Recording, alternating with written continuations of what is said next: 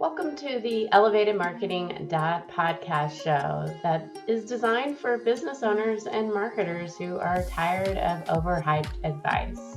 We talk through what we're testing, we challenge assumptions, and we share what's really happening in the world of marketing, which is messy, creative, and always evolving.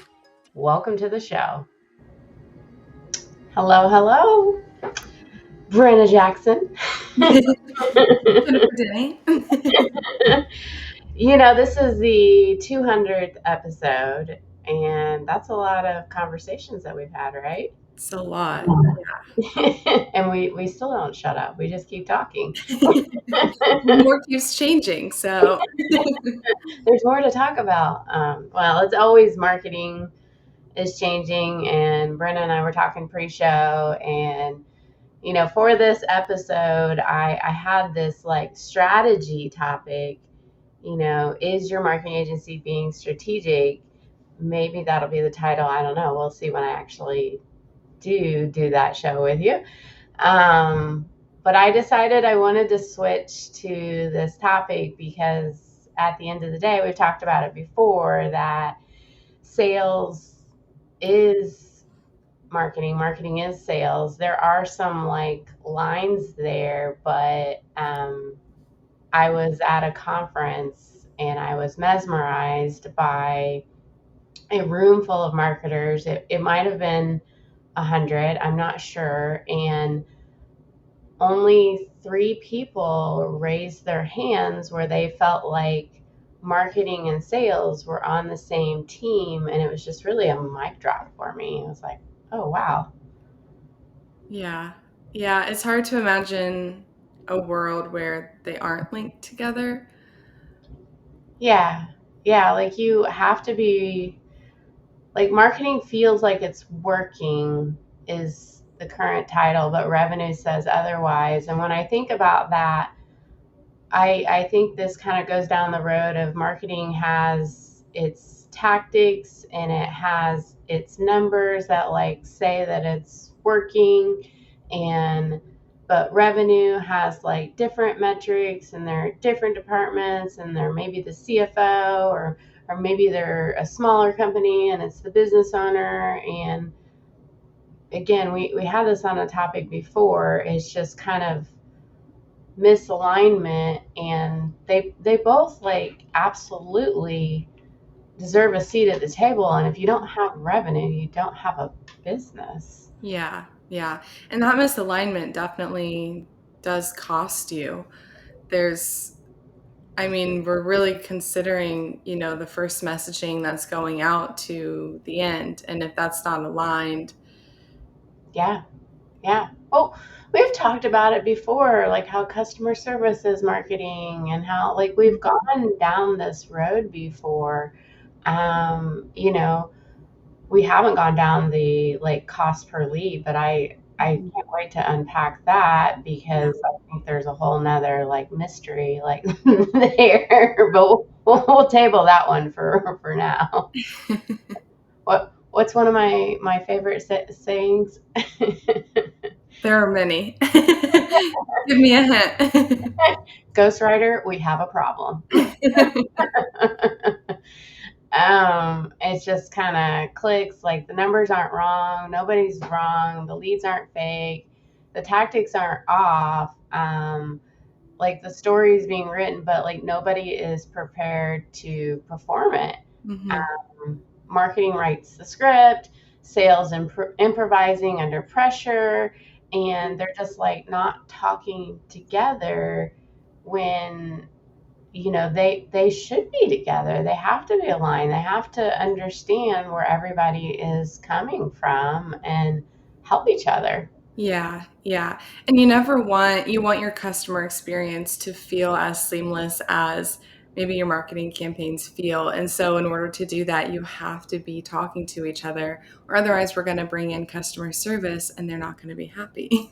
Yeah. Or like we've said, you got to talk to the person, the buyer persona of who you're actually talking to, and make sure. And we've talked about like marketing bias, and you're not the consumer or you're not the buyer, of your product or service, and kind of taking yourself out. And so it's like that strategy, that next show that I really want to do, like, okay, who's the players? Like, Yeah, yeah. No, definitely all important roles. And again, marketing has its role, sales has its role, yeah, but in order for those roles to really work together, yeah. there's got to be more seamless integration. I think when this blog post comes out, we're going to have like three different scenarios. If you're in education or you're in healthcare or event type marketing, even service based marketing, like I'll just take the healthcare where the marketing team is the diagnostician, like analyzing the patient, studying the scans, building the case for a specific treatment path. Sales is like the surgeon that steps in with the tools ready, like needing precision, timing, confidence. The prep work has been done right. Now imagine that surgeon, the sales team, walks in, finds the wrong instruments, no chart, zero prep. Even if everyone is like talented in that position, like the operation fails because sales and marketing are part of the same care team. They're just not aligned. And the patient, which is the buyer, gets the wrong experience. You risk more than like the goal. You risk brand trust, which we wrote in an article recently, like, is one of the most important things that you have right now. It's bottom Yeah. line results. Yeah.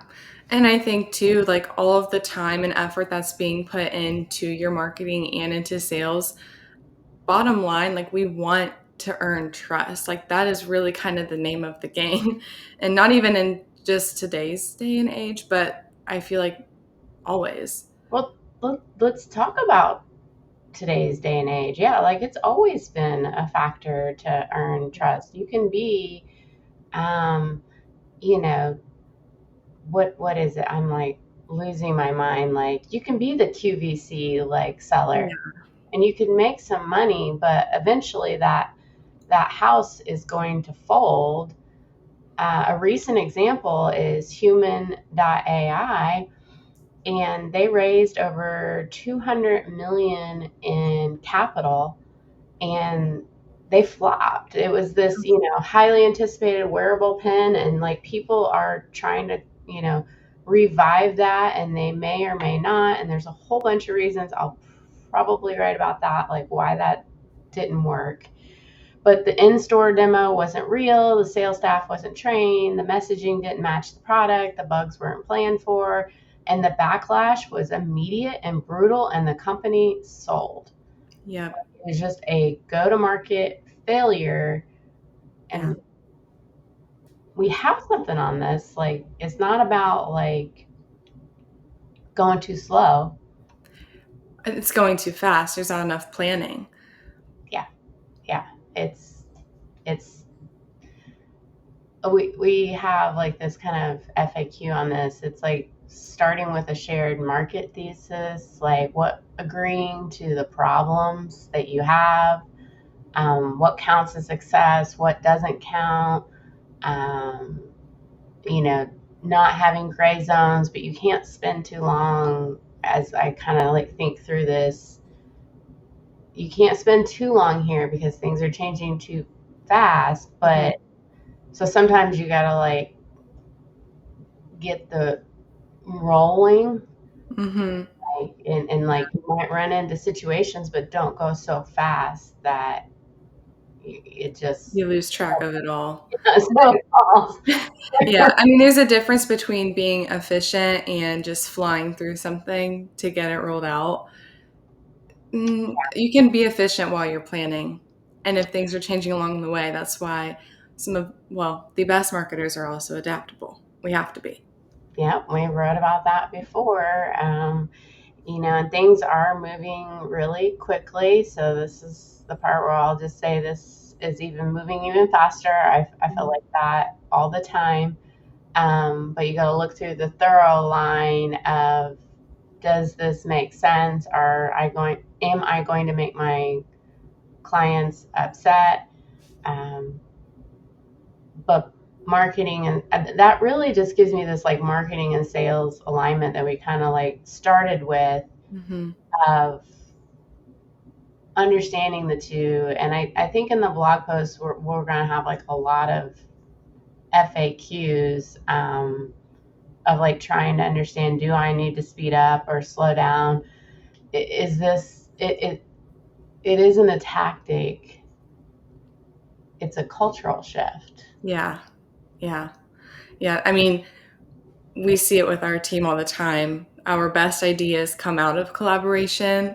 And so if we can get powerful ideas out of those collaboration times, just imagine what you can get out of being aligned between different departments. Yeah, yeah. And I'm like, oh, it's dark in here. I'm not trying to be dark. But this is like the real truth, that it is our job as marketers to drive revenue. And if you don't understand that, it's gonna hurt, because you're gonna lose clients, you're gonna lose relationships over and over.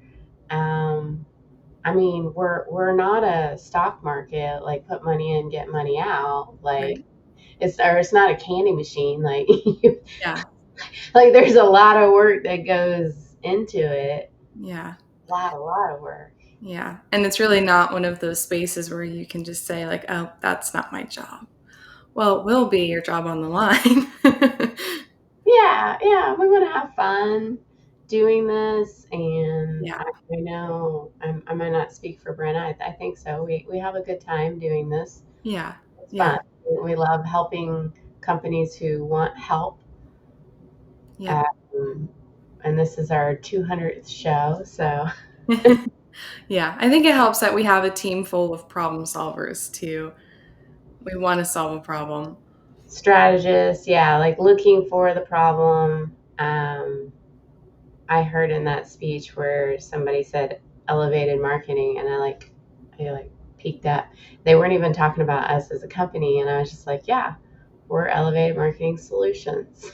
Like, Hmm. we elevate that marketing and we find a solution. Like, we might not be the right fit, but we might be. Yeah, we just could.